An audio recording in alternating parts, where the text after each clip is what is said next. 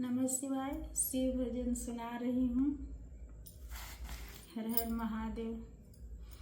भोला रुसलन ही सखी बम, भोला रुसलन ही, भोला रुसलन ही सखी बम, भोला रुसलन ही। सखी कैसे के मनैबो शंकर दानी रुसलन है।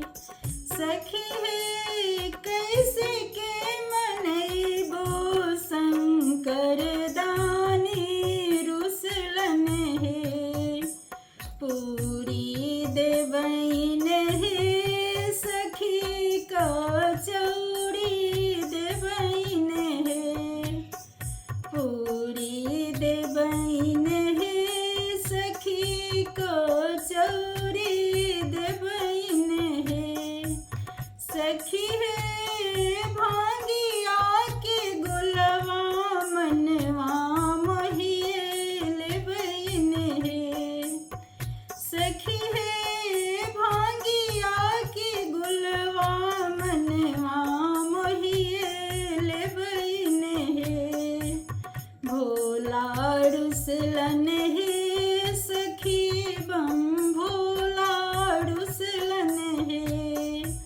भोला रुसलन है सखी बम, भोला रुसलन है।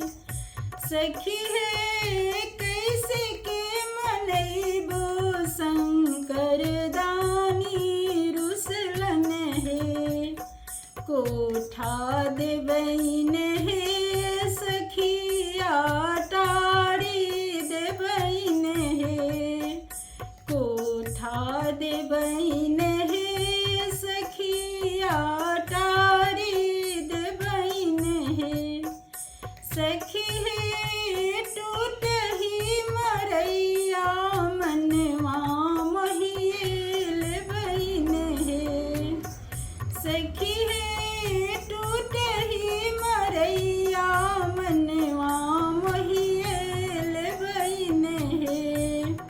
भोला रुसलन है सखी बम, भोला रुसलन है।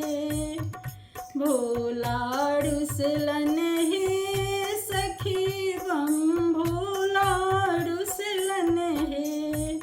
सखी है कैसे के मनैबो शंकर दानी रुसलन है।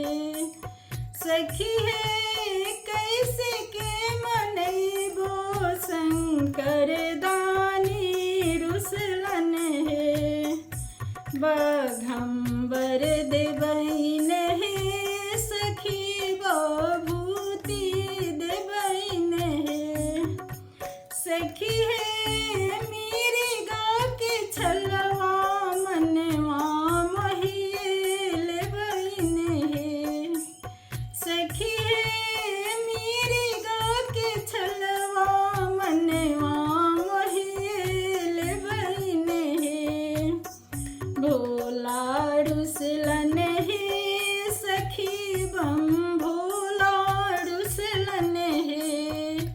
भोला रुसलन है सखी बम, भोला रुसलन है। सखी है कैसे के मनैबो शंकर दानी रुसलन है।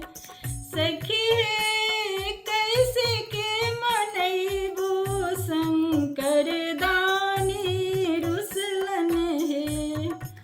हाथी देवैन है सखी घोड़ा देवैन है। हाथी देवैन है सखी घोड़ा देवैन है। सखी है बास हो बैलवा मनवा मोहिए लेवैन है। सखी है बास हो बैलवा मनवा मोहिए लेवैन है। भो